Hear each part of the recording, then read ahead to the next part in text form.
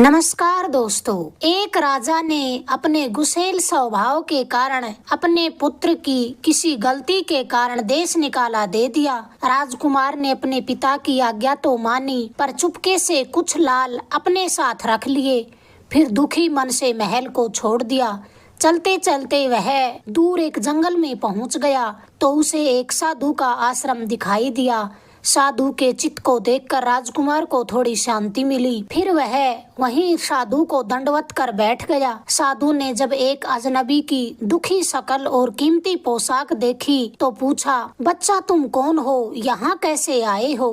राजकुमार महेंद्र ने साधु को सब सच सच बता दिया। साधु ने उसकी बात सुनकर कहा, तुम नेक आदमी हो, इसलिए मैं तुम्हें 4 सीख दे रहा हूँ जो तुम्हारी जिंदगी में काम आएंगी।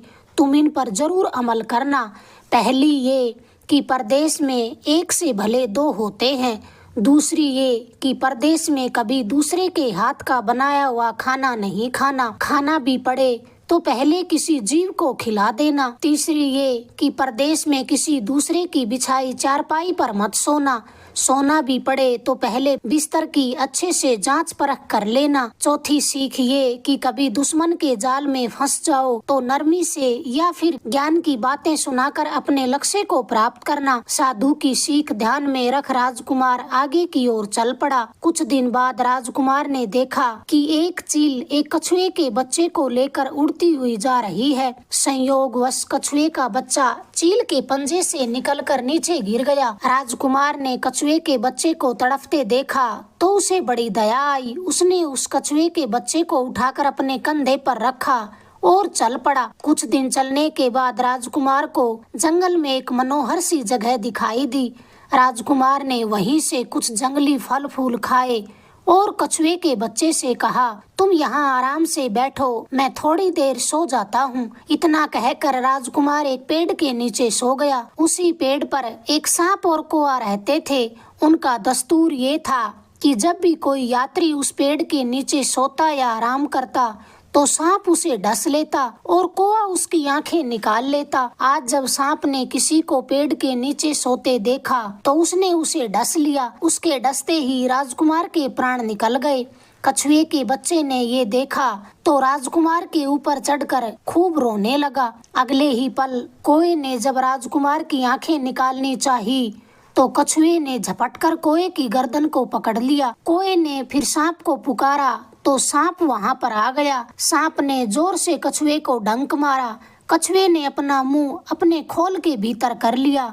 कई बार ऐसा ही होता रहा।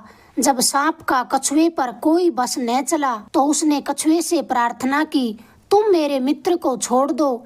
यह सुनकर कछुआ बोला, नहीं, तुमने मेरे मित्र की जान ली है, मैं भी तेरे मित्र की जान लूंगा। इतना सुनते ही सांप ने जहाँ से राजकुमार को काटा था वहाँ पर अपना मुंह रखकर सारा जहर खींच लिया और कहा, अब तो मेरे मित्र को छोड़ दो। कछुए ने जब देखा कि राजकुमार को थोड़ा होश आ रहा है तो उसने कौए को छोड़ दिया। जब राजकुमार को अच्छे से होश आ गया तो कछुए ने राजकुमार को सांप का सारा वाक्य बता दिया। कछुए की बात सुनकर राजकुमार के मन में तुरंत साधु की दी हुई सीख याद आ गई कि परदेश में एक से भले 2 होते हैं। मन ही मन राजकुमार ने साधु को धन्यवाद किया और कछुए को कंधे पर रखकर आगे चल पड़ा। कुछ दिन बाद एक बड़ी सी नदी आई। तब कछुए ने कहा, मित्र, मेरी दुनिया आ गई है, मैं अपने माता पिता के साथ रहना चाहता हूँ। राजकुमार ने खुशी खुशी उसे पानी में छोड़ दिया। वह रात राजकुमार ने वहीं पर बिताई। उसी जगह कुछ दूरी पर एक ठग अपने 2 बेटियों और 4 बेटों के साथ रहता था। ठग की बड़ी बेटी ज्योतिष तंत्र विद्या में निपुण थी। जब भी कोई यात्री वहां से गुजरता, उनके पास कुछ कीमती सामान होता तो ठग की बेटी अपनी विद्या से सब जान लेती थी। आज कई अरसे बाद उसे खजाने की महक आई थी। उसने अपने पिता से कहा कि ऐसा प्रतीत होता है इस जंगल में एक पथिक आया है। उस पथिक के पास 4 लाल हैं। यदि वे लाल हमें मिल जाएं तो हम सदा के लिए निहाल हो जाएंगे। इतना सुनते ही ठग अपने बेटों के साथ उस आदमी की तलाश में निकल पड़ा। थोड़ी ही दूरी पर उन्होंने देखा कि एक आदमी पेड़ के नीचे लेटा हुआ है। ठग ने राजकुमार को पकड़ लिया और बड़ी बेटी के हवाले करते हुए कहा, इससे लाल निकलवाना अब तुम्हारा काम है। ठग की बेटी को बड़ी खुशी हुई कि लाल निकलवाना तो मेरे बाएं हाथ का खेल है। ठग की छोटी बेटी की नजर राजकुमार पर पड़ी तो वह उस पर मोहित हो गई, मगर भाई और बाप के डर से उसे कुछ भी न बता सकी, मगर उसे बचाने की युक्ति सोचने लगी। कुछ समय बाद ठग की बड़ी बेटी ने खाना बनाया और उस खाने में जहर डालकर राजकुमार को सौंप दिया। राजकुमार जैसे ही खाना खाने लगे उसे साधु की दूसरी सीख याद आ गई। तुरंत राजकुमार ने वह खाना एक कुत्ते के सामने डाल दिया। खाना खाते ही कुत्ते ने दम तोड़ दिया। राजकुमार को बड़ी खुशी हुई कि आज साधु की दूसरी सीख ने उसकी जान बचा ली। ठग की बेटी को ये जानकारी हुई तो वह बड़ी गुस्सा हुई। उसने राजकुमार से कहा, हमारी मर्जी के बिना तुम कहीं नहीं जा सकते। अगर सोना है तो चुपचाप ऊपर जाकर सो जाओ। राजकुमार ऊपर सोने के लिए चला गया, मगर जैसे ही उसने बिछे हुए बिस्तर को पाया तो साधु की तीसरी सीख याद आ गई। जैसे ही राजकुमार बिस्तर को झाड़ने लगा तो बिस्तर के नीचे अंगारों से भरा हुआ एक कुंड बना हुआ था। राजकुमार को बड़ी खुशी हुई कि साधु की तीसरी सीख ने उसकी जान बचा ली। फिर ठग की छोटी बेटी घर वालों से छिपती छिपाते हुए ऊपर आकर बोली, मैं तुम्हें चाहने लगी हूँ, परंतु आज की रात तुम पर बड़ी भारी है। मैं आज कुछ नहीं कर सकती। किसी भी तरह मेरी बहन से अपने प्राण बचा लो। अगर आज तुम बच गए तो बाद में मैं तुम्हें कुछ नहीं होने दूंगी। मैं तुम्हारी दासी बनकर रहने को तैयार हूँ, मगर तुम्हारे बिना नहीं रह सकती हूँ। इतनी सी बात कहकर ठग की छोटी बेटी वहाँ से चली गई। कुछ समय बाद ठग की बड़ी बेटी सोचने लगी, अब तो वह आदमी जलकर राख हो गया होगा। इतना सोचकर ठग की बड़ी बेटी ऊपर आई तो उसने देखा वह तो आराम से दूसरी टूटी हुई चारपाई पर लेटा हुआ है। अब तो उसके क्रोध की सीमा न रही। उसने गुस्से से अपनी कटार निकाली और राजकुमार की गर्दन पर रखकर कहा, हे यात्री, या तो चारों लाल हमें दे दो, वरना जान देने को तैयार हो जाओ। उसी समय राजकुमार को साधु की चौथी बात याद आ गई कि शत्रु के जाल में फंसने पर कोई ज्ञान की बात सुनाकर या नरमी से पेश आकर उद्देश्य को प्राप्त करना। राजकुमार ने सोचा कि आज की रात बचना मुश्किल है, मगर साधु की चौथी बात आजमाने में क्या कठिनाई है। राजकुमार ने ये सोचकर कहा, मेरे पास लाल होते तो अब तक मैं दे ही देता। लाल जीवन से बड़े नहीं होते।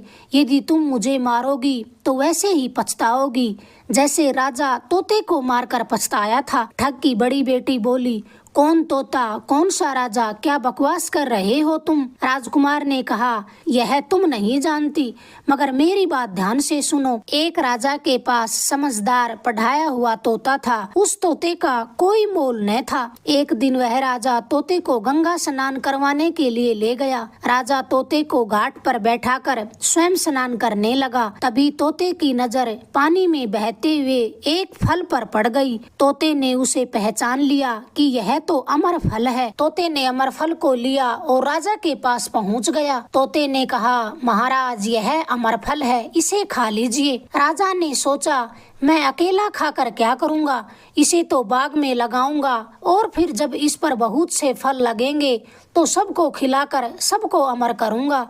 राजा बड़ा नेक था, मगर धैर्य करने में उससे चूक हो गई थी। गंगा स्नान से लौटकर राजा ने वह फल माली के हाथों अपने बाग में लगवा दिया। कुछ समय बाद वह फल पौधा और पौधे से पेड़ बन गया। कुछ समय बाद वह पेड़ फलों से लदपद हो गया, मगर फलों के पकने की देर थी।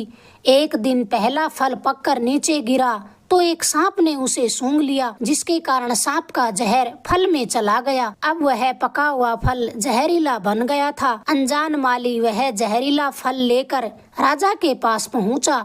राजा फल को देखकर बड़ा खुश हुआ। नीतिवादी राजा ने उस पेड़ का पहला फल एक कुत्ते को खिलाना उचित समझा। तभी राजा ने वह फल कुत्ते को खिला दिया। कुत्ते ने जैसे ही फल को खाया, कुत्ता मर गया। ये देखकर गुस्से में आकर राजा ने तोते से कहा, बेईमान तोते, तू हमें जहर देकर मारना चाहता था। इतना कहकर राजा ने तोते की गर्दन को मरोड़ दिया। फिर राजा ने सैनिकों से कहा, इस पेड़ पर जहरीले फल लगते हैं, ध्यान रहे कि कोई इस पेड़ के फल को खाने न पाए। अब इस बात की खबर नगर वासियों को हो गई थी कि राजा के बाग में जहरीले फलों का पेड़ है। एक दिन उसी नगर में सास बहू में झगड़ा हो गया।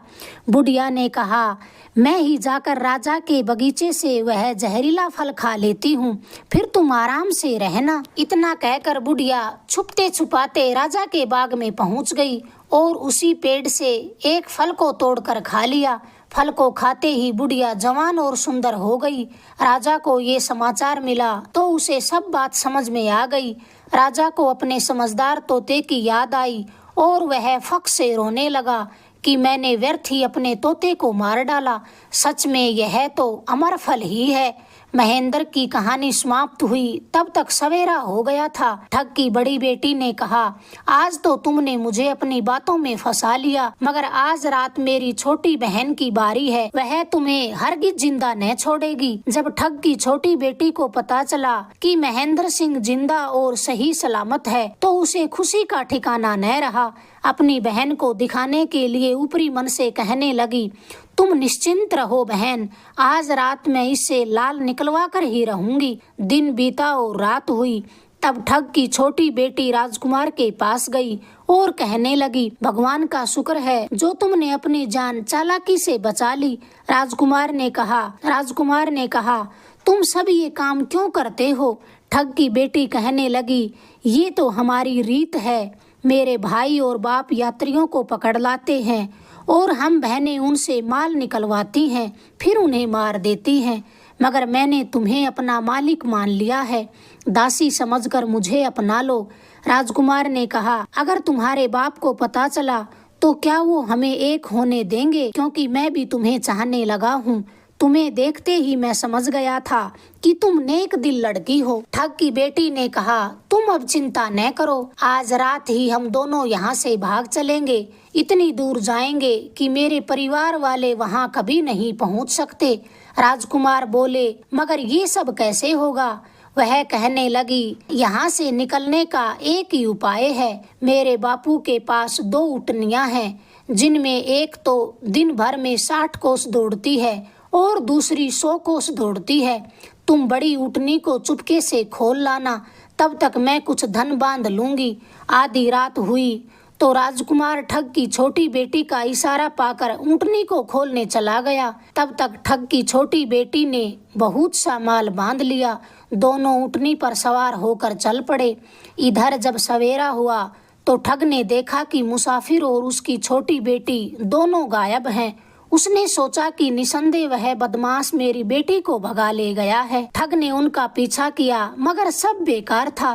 राजकुमार और ठग की छोटी बेटी कई दिनों तक रास्ता तय कर एक अनजान शहर में जा पहुँचे और वहीं पर बस गए। जब राजकुमार के देश निकाले की अवधि पूरी हुई तब ठग की छोटी बेटी को लेकर अपने महल चला गया।